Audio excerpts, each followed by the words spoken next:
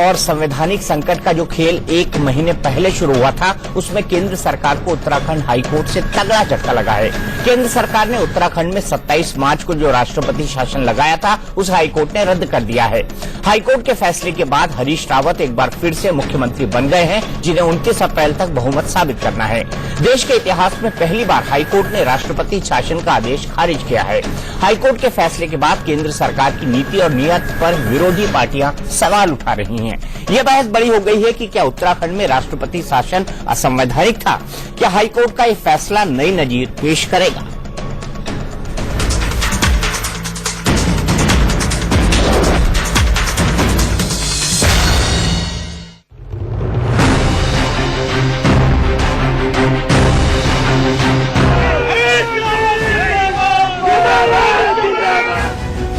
उत्तराखंड में 27 मार्च को बर्खास्त किए गए मुख्यमंत्री हरीश रावत और उनके समर्थकों के चेहरे पर खुशी लौट आई। उत्तराखंड हाईकोर्ट ने हरीश रावत सरकार की बर्खास्तगी और राष्ट्रपति शासन लगाने का फैसला रद्द कर दिया। अब उत्तराखंड में 27 मार्च वाली स्थिति बहाल है।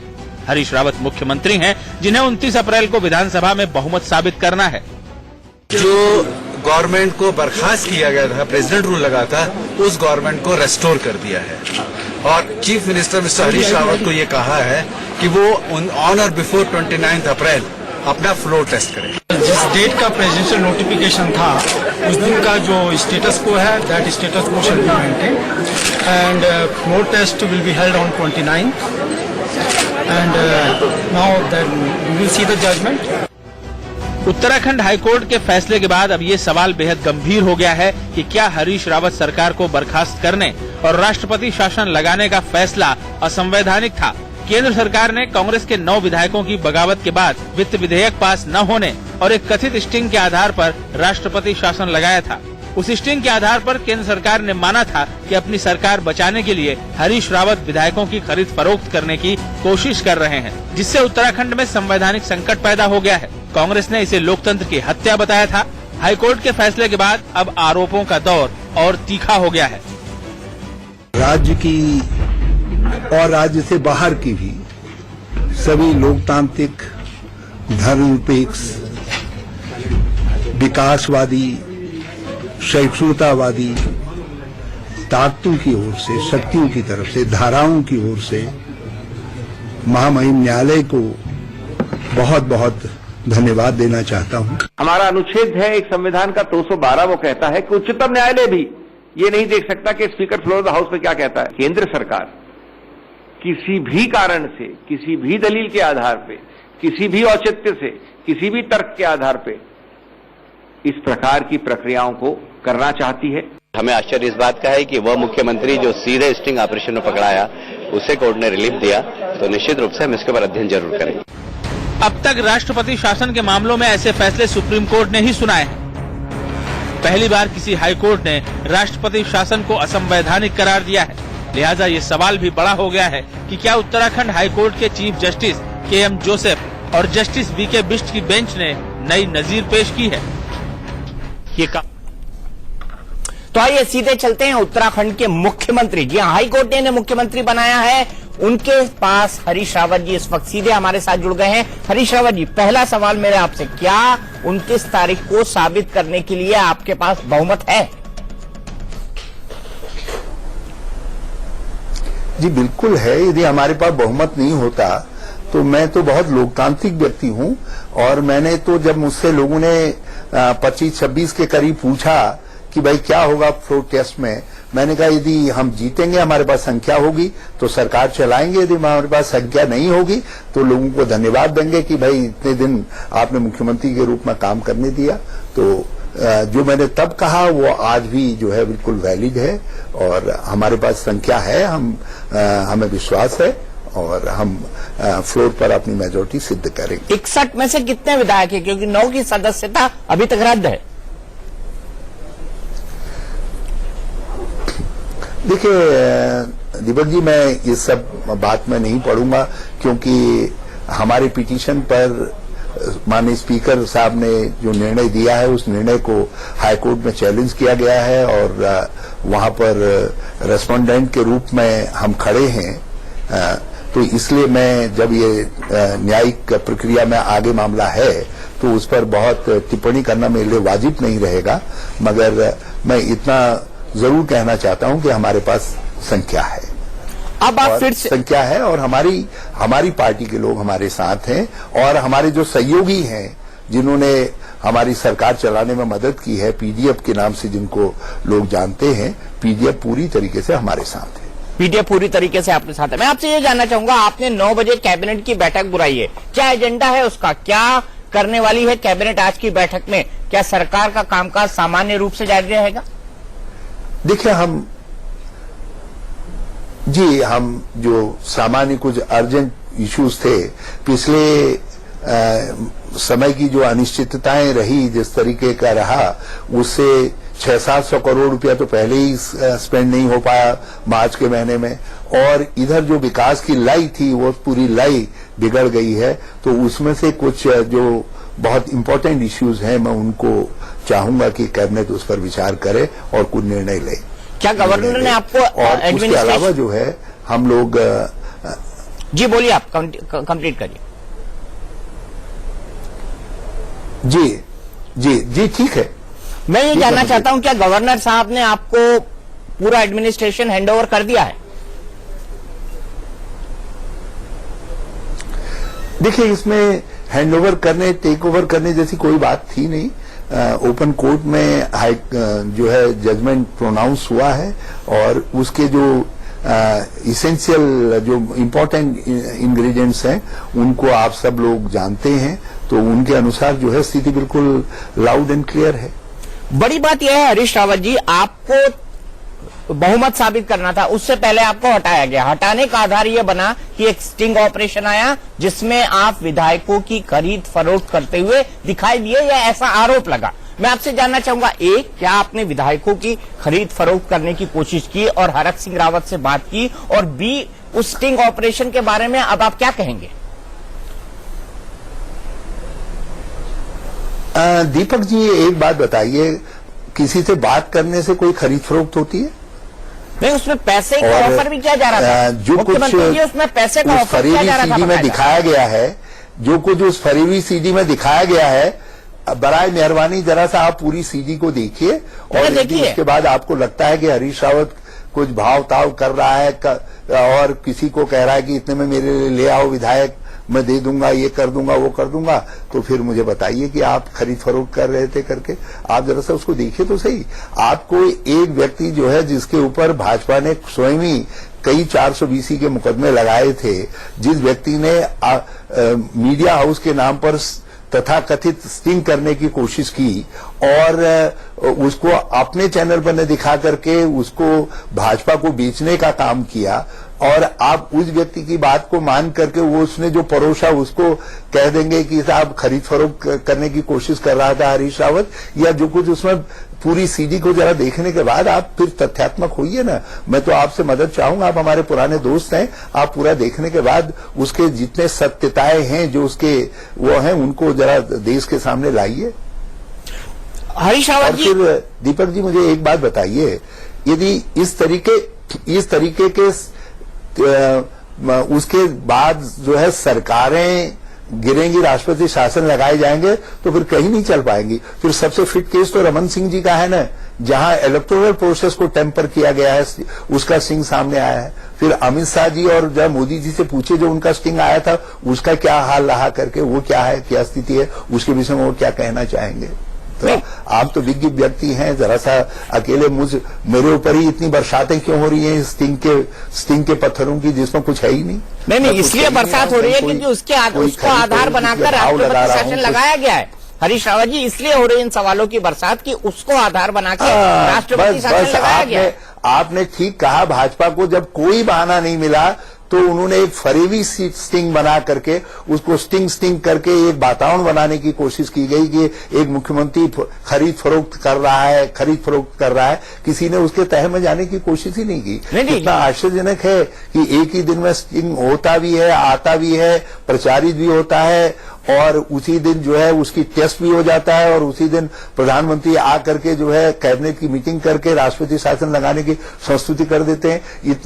इतनी तेजी जो है, जैसे कोई फॉरेन एग्रेशन का मुकाबला करने के लिए तैयारी हो रही हो, उस तरीके से हरीश रावत की सरकार गिराने की तैयारी होती है। और उसमें भी महाराज आप लोगों की नजर नहीं गई, आप लोगों की तो बड़ी पैनी नजर रहती है। कृपा करके इस तेजी को भी तो जरा सा देखिए ना, और उसके बाद उसको उस पूरी सीडी को देखिए, तब आपको पता चलेगा कि क्या है हकीकत। मैं ये जानना चाहता हूं, अब आप मुख्यमंत्री बन गए हैं, आप और कई घंटे उस दरमियान भी गुजरे, लेकिन आपने उस सीडी पर कोई कार्रवाई नहीं की। वो शायद आपने इसलिए नहीं की क्योंकि आप जॉलीग्रांट एयरपोर्ट पे हकीकत में उस शख्स से मिलने गए थे जिसने वो सीडी बनाई। देखिए, एक बात बताइए दीपक जी, यदि कल आप मुझको कहीं कहेंगे कि मैं भाई साहब आपसे मिलना चाहता हूं, ये मैं तो कई बार उनसे मिला हूं।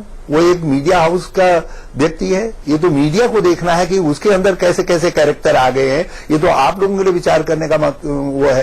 एक छोटा सा राज्य का मुख्यमंत्री क्या करेगा यदि कोई मीडिया हाउस वाला आकर के कहेगा मैं आपसे मिलना चाहता हूं, मैं मिलने से इनकार करूंगा उनसे। और मैं एक होली मिलन के कार्यक्रम में उस एरिया के अंदर गया था और मान लिया, तो उसके बाद आप कोई फरेब रचना करते हैं, तो फरेब रचना करना क्या अपराध है? अपराध तो तब है जब मैं कोई लेन देन कर रहा हूं, कोई मैं भावताव कर रहा हूं, मैं कह रहा हूं ले आइए आप, वो खुद ही बोली लगा रहा है, खुद ही कह रहा है कि इतना दे दूंगा, इतना कर दूंगा, खुद ही कह रहा है मैं पैसे का इंतजाम कर दूंगा, और आप लोग कह रहे हैं कि हरीश रावत कर रहा है भावताव। आपने भी तो हाँ कहाँ कर दीजिए। धन्य हो।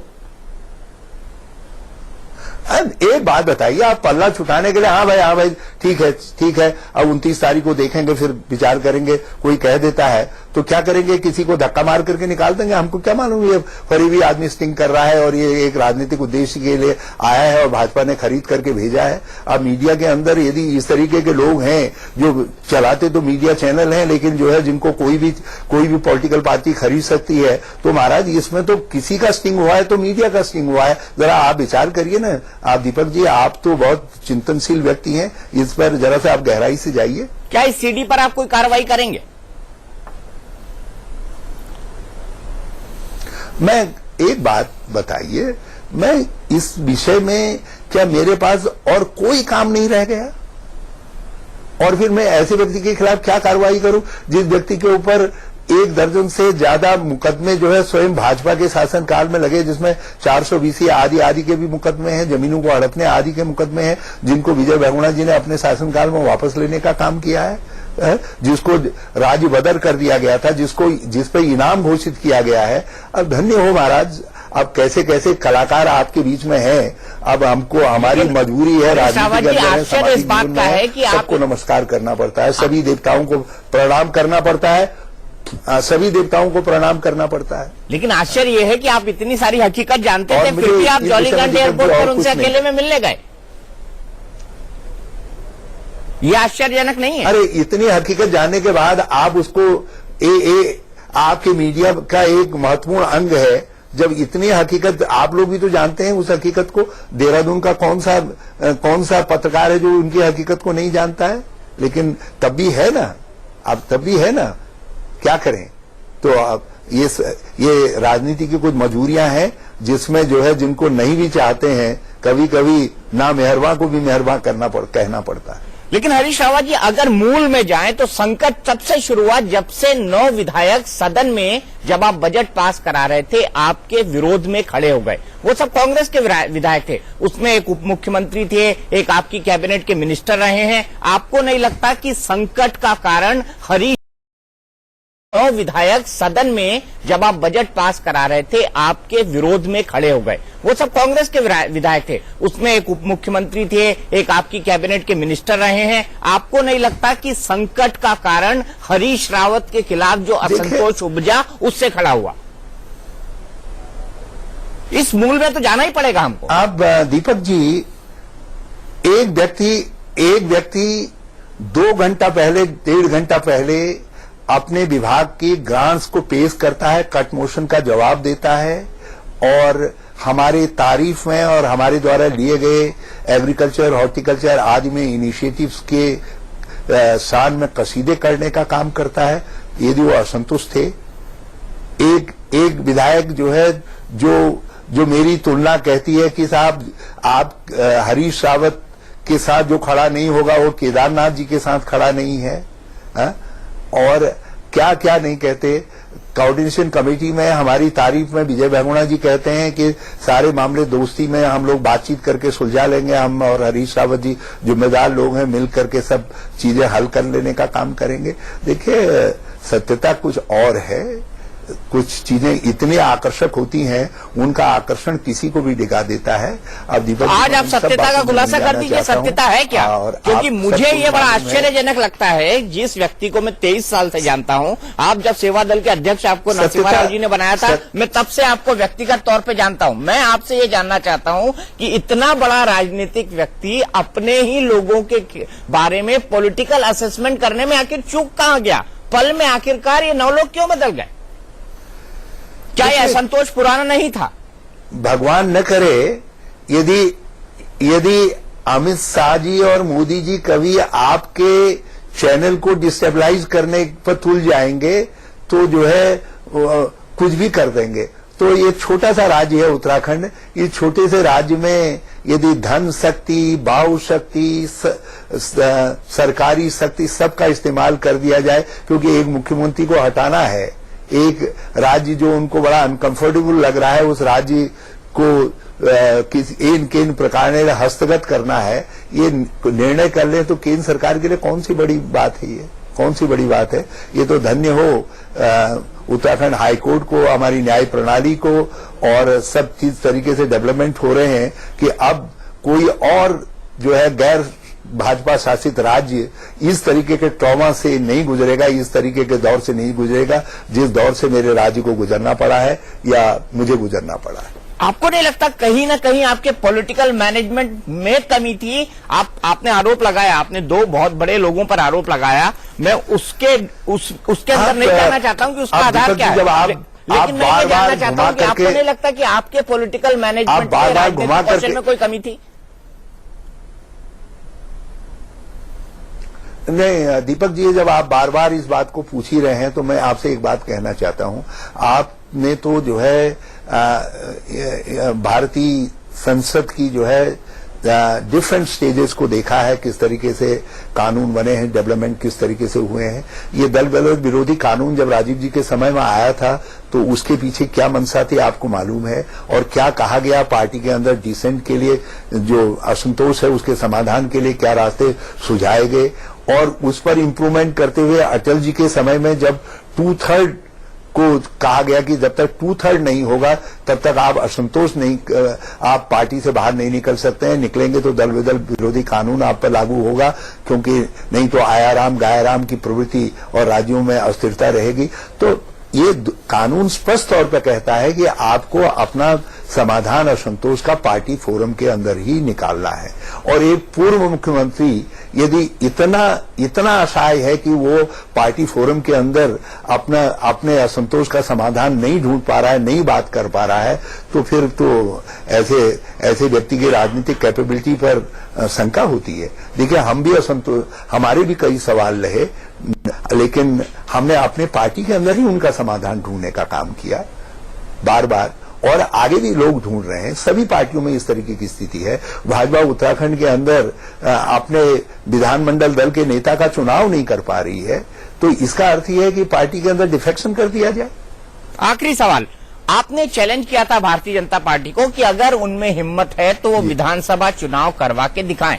मेरा आपसे सवाल है कि अब आपको हाईकोर्ट से एक उम्मीद मिली है, आप फिर से मुख्यमंत्री बन गए हैं, आप क्या चाहेंगे? आप फ्रेश मैंडेट लेने के लिए जाएंगे? क्योंकि उस समय आप फ्रेश मैंडेट लेने के लिए जाएंगे, या आप बाकी वाला जो समय है उसमें शासन करना चाहेंगे अगर सुप्रीम कोर्ट इस ऑर्डर को सेटिसाइड नहीं करता है तो? दीपक जी, जब केंद्र सरकार ने गड़ासा उठाया, हमारा सर काट ही दिया, तो हमने कहा महाराज एक चोट करके आपने सरकार तो बर्खास्त कर दी थी, आप जब हरीश रावत इतना ही खराब है, इतना ही भ्रष्ट है, और जैसा आप दिखा रहे हैं सभी इसी तरीके का है, तो फिर क्यों नहीं चुनाव में आते हैं?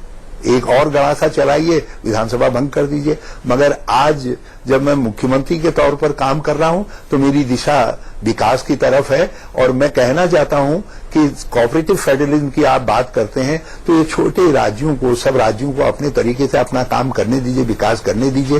एक नई शुरुआत करिए ना, एक अच्छी शुरुआत करिए, ताकि संघत्व जो है मजबूत हो सके, संघीय व्यवस्था मजबूत हो सके। यानी आप फिलहाल चुनाव में जाने के मूड में नहीं है? महाराज, हमारे मूड से क्या होता है? मोदी जी के ऊपर किसी का मूड चलता है? जब उनके बाद अमित शाह जैसे जो है मोगाम्बो खुश हुआ प्रवृत्ति के लोग हैं, तो भगवान उनके ऊपर किसी का बस चल सकता है? जो उन्होंने तय कर लिया होगा वही होगा। हम कौन सी चीज है उनके सामने जो है। चलिए हरीश रावत जी, आप हमसे जुड़े, आपने हमसे बातचीत की, इसके लिए बहुत बहुत शुक्रिया।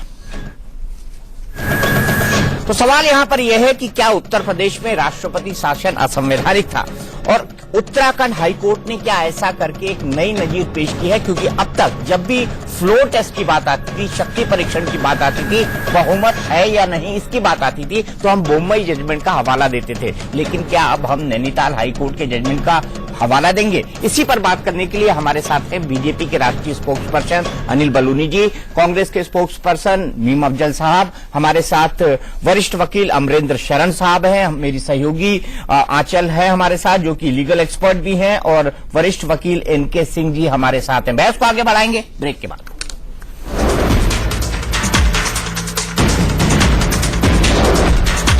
उत्तराखंड में जो राष्ट्रपति शासन लगाया गया वो असंवैधानिक था। क्या ऐसा था? अनिल बलूनी जी नेशनल स्पोक्स पर्सन हमारे साथ बीजेपी के हैं।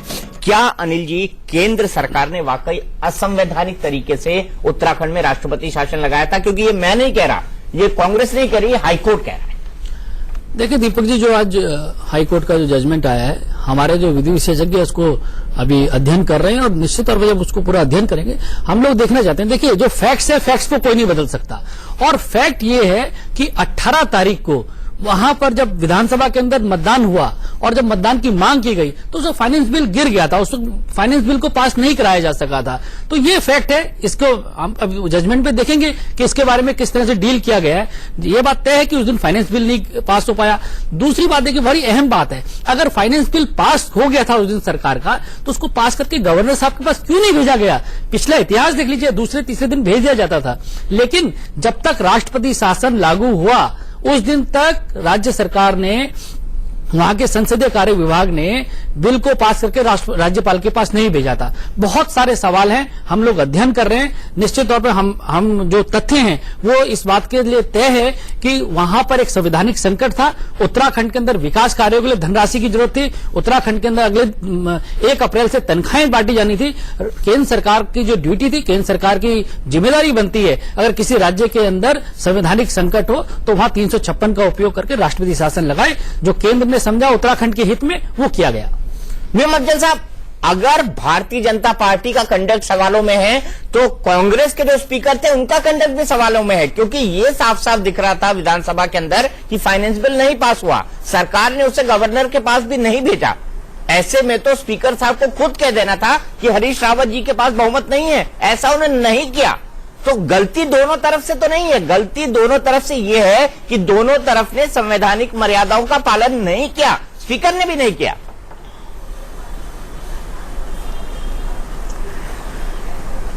देखिए दीपक जी, संविधान की समीक्षा करने के लिए अदालत है, और अदालत हाई कोर्ट जो वहां की एक तरह से उससे इस स्टेट की सबसे बड़ी अदालत है, वहां पर वो लोग गए और अफजल साहब, उससे बड़ी जनता की अदालत है, आपको भी जाना पड़ेगा। एक साल बाद अनिल को भी जाना, अनिल जी की पार्टी को भी जाना पड़ेगा।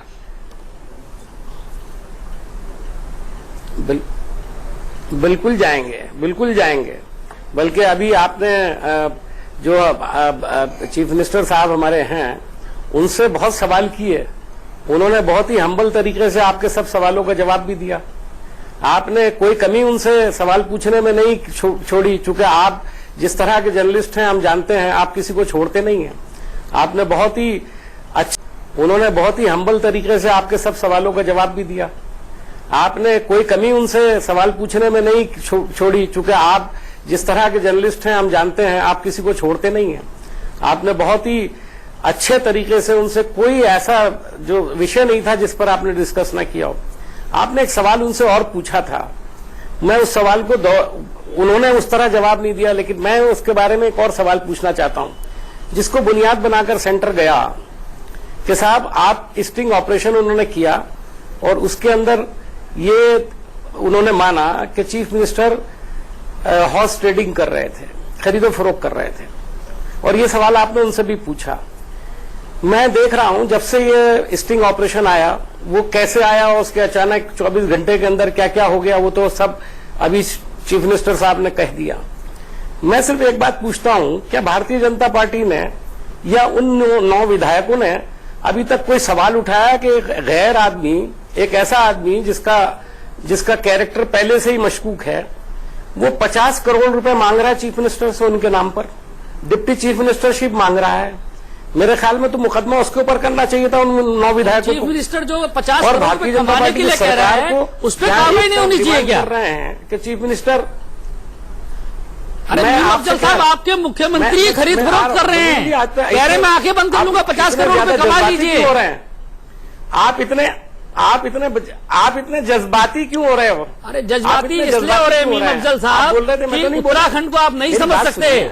उत्तराखंड देवभूमि है, वहाँ के सीधे सच्चे लोग हैं। जज्बाती हरीश रावत कर रहे थे वो देवभूमि के चरित्र से नहीं मिलता है। आपके मुख्यमंत्री जो कार्य कर रहे थे उत्तराखंड से मैच नहीं करती है।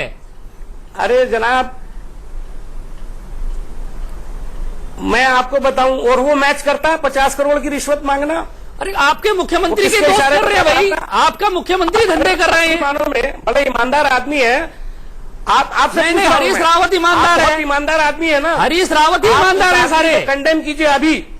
हरीश रावत उनका कुनबा है, वही ईमानदार है, आप बाकी कोई ईमानदार नहीं है। कि जिसने 50 करोड़ रुपए मांगे उसको जेल जाना चाहिए। हरीश रावत को जेल जाना चाहिए, संवैधानिक पद पे बैठा हुआ है। तो बोलिए, आप उतर कर रहे हैं। एक आदमी संवैधानिक पद पे बैठा है, मेरा एक उत्तराखंड का मुख्यमंत्री है और लेन देन की बात करता है। मेरा एक सवाल हरीश है, रावत को जेल जाना चाहिए। मेरा एक सवाल है मीम अफजल साहब से। अब तो हाई कोर्ट ने आपकी सरकार बना दी है, के लिए प्रेसिडेंट रूल लगा सकते हो। मीम अफजल साहब मेरा आपसे एक सीधा सवाल है।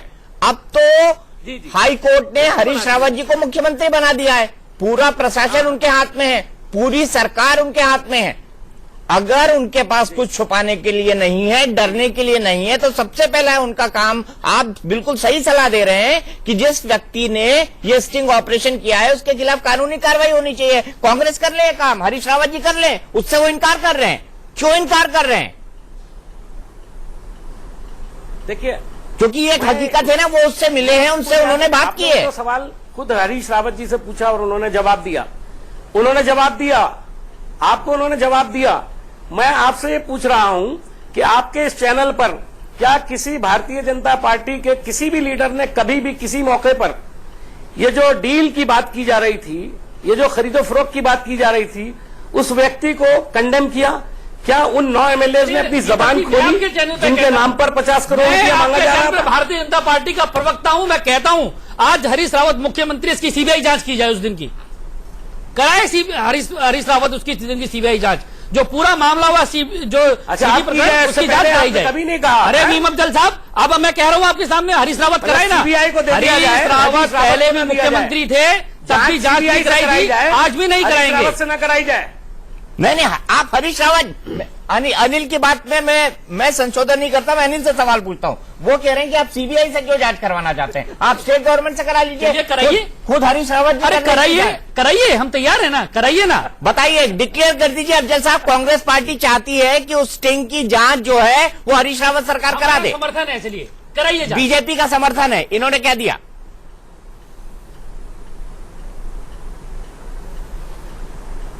चलिए, अगर बीजेपी का समर्थन है तो इस पर गौर किया जाएगा, देखा जाएगा। वैसे इसका जवाब खुद चीफ मिनिस्टर दे चुके हैं। वो नहीं करना चाहते ना सर, क्योंकि ये भी एक हकीकत है कि वो उनसे मिलने एयरपोर्ट गए थे। उन्होंने ये नहीं कहा कभी कि मैं उनसे नहीं मिला, उन्होंने ये कभी नहीं कहा कि मैंने उनसे ये बात नहीं गए थे, या उन्होंने कहा? जी कहा। देखिए दीपक जी, मैं आपको कहूं, जिस आदमी की चीफ मिनिस्ट्री खतरे में है, जिसकी सरकार को गिराने की कोशिश की जा रही है, जिसके एमएलए को खरीद लिया गया है, अगर आप जैसा कोई व्यक्ति भी कहता कि मैं आपसे बात करना चाहता हूं, इसमें सर आपकी मैं मदद ऐसा नहीं करना कहता, चाहता हूं। प्लीज मेरा नाम मत तो कोई कीजिए। आपको मना नहीं करता, मेरा आपकी नाम इतनी बड़ी मत कीजिए, शख्सियत है कि आपको भी शायद मना नहीं करते।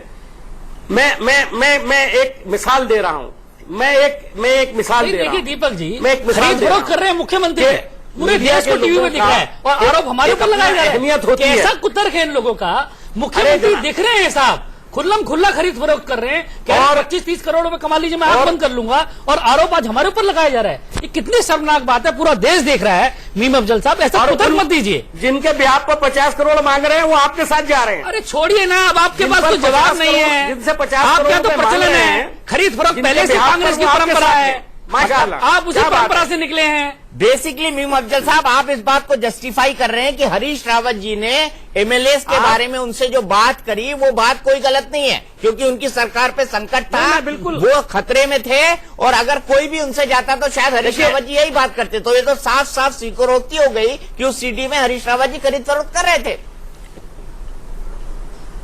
देखिए, जब तक उस आदमी ने कोई बात शुरू नहीं की तब तक किसी के बारे में क्या कहा जा सकता है कि वो क्या चाहता है। लेकिन उसने आकर के 50 करोड़ रुपए मांगा, डिप्टी चीफ मिनिस्टरशिप मांगी, और ये भी कहा मैं इंतजाम कर दूंगा। तो हरीश रावत जी को ये कहना चाहिए था इथिकली, मोरली, पॉलिटिकली कि मैं ऐसा नहीं करना चाहता। खड़ा कर रहे हैं सर अगर वो सही होते, एनके सिंह साहब बताइए कि अगर ऐसी चीज थी और एक आइडियलिस्टिक अप्रोच मानी जाए तो हरीश रावत जी को इस सीडी के अंदर क्या जवाब देना चाहिए? बिल्कुल बहुत स्पष्ट है कि कह देना चाहिए कि नहीं ये तो मैं नहीं करूंगा, और उसमें कहीं ना कहीं टेम्पटेशन तो दिखाई दे रहा है। कल्पेबिलिटी अगर बहुत ज्यादा नहीं तो साफ साफ इतना दिखाई दे रहा है कि वल्नरेबल है और इस तरह के ऑफर्स को वो एंटरटेन कर रहे हैं, ये तो साफ दिखाई दे रहा है, इसमें कोई दो राय नहीं है। क्या कहेंगे मीम अफजल साहब?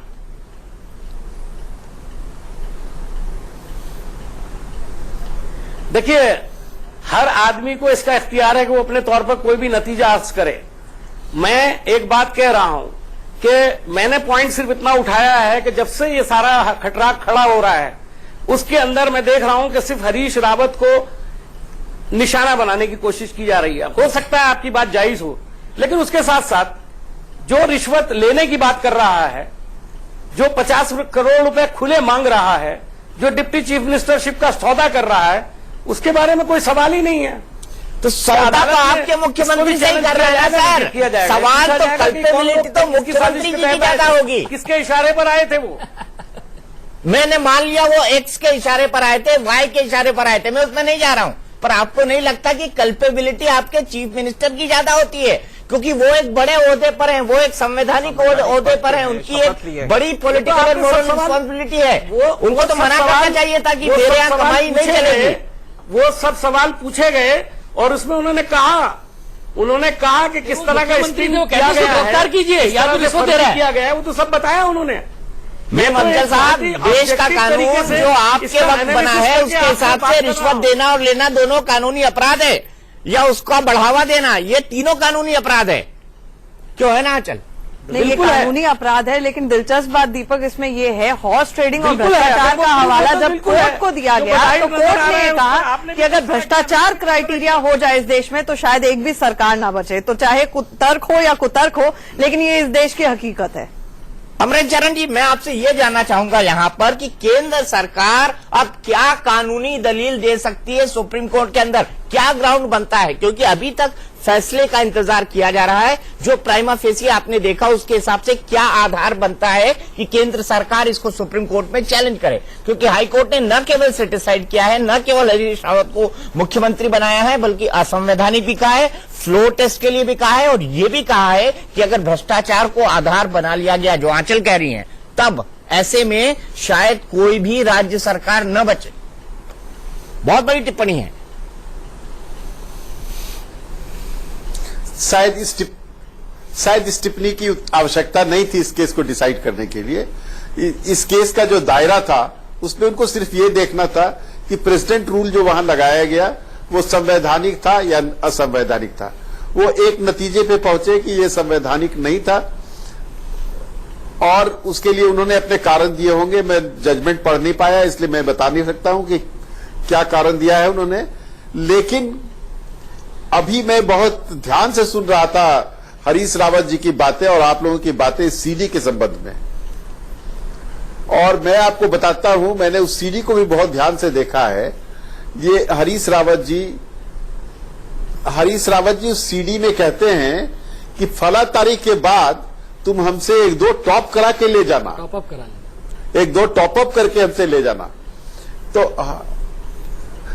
टॉप अप करा के ले जाना। तो हमको लगता है कि उनकी सहमति इसमें थी और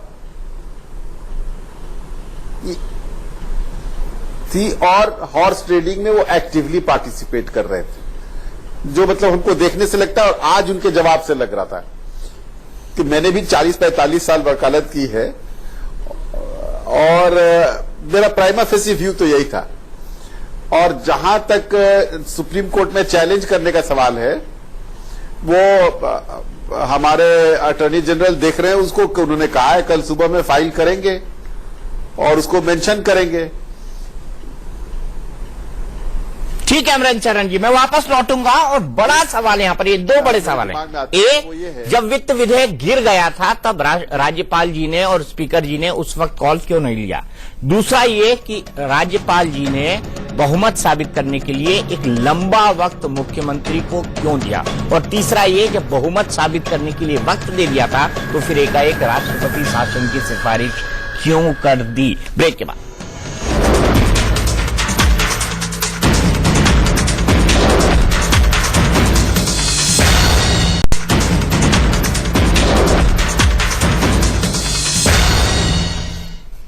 तो हाईकोर्ट कह रहा है कि उत्तराखंड में राष्ट्रपति शासन लगाना असंवैधानिक था। मैंने आपको कहा कि हमारे साथ में वरिष्ठ वकील, इनके से हमारे लिए आप वकील हैं, आप वरिष्ठ पत्रकार के साथ साथ वकील भी है। मैं आपसे ये जानना चाहूंगा कि हम मतलब हम ये इन्फ्रेंस तो ड्रॉ कर सकते हैं कि शायद स्पीकर ने अनकॉन्स्टिट्यूशनल काम किया या अपनी पद की गरिमा का ख्याल नहीं रखा।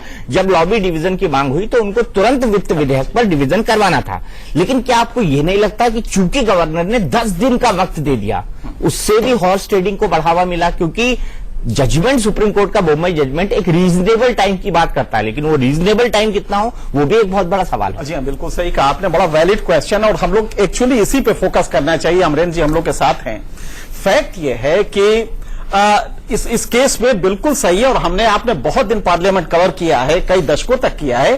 फैक्ट ये है कि कान में भी अगर स्पीकर की आवाज आ गई, डिवीजन अगर ये शब्द आ गया तो उनको डिवीजन, उसका मतलब वोट कराना ही कराना है, इसमें कोई दो राय नहीं है। और पार्लियामेंट की ब्रिटेन से लेकर पूरे विश्व में परंपरा रही है कि अगर डिवीजन की आवाज आ गई कि साहब मुझे मतदान चाहिए, तो आप ध्वनि मत से पारित नहीं करा सकते।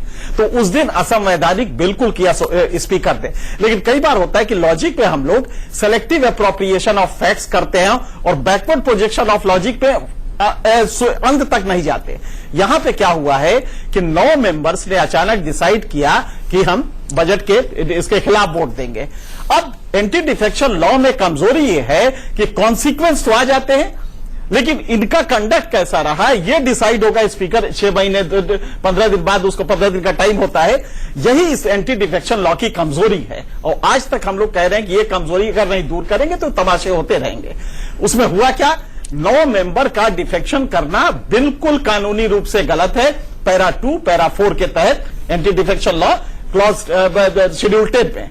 अब जैसे ही 9 मेंबर आते हैं तो क्रिमिनल जस्टिस सिस्टम में और अदरवाइज भी वर्सेंटी री ला इलिसिटा एक डॉक्ट्रिन है। इसका सीधा मतलब होता है कि अगर एक आपका कंडक्ट गलत है तो सारे सब्सीक्वेंट कॉन्सिक्वेंस जो होंगे वो गलत माने जाएंगे।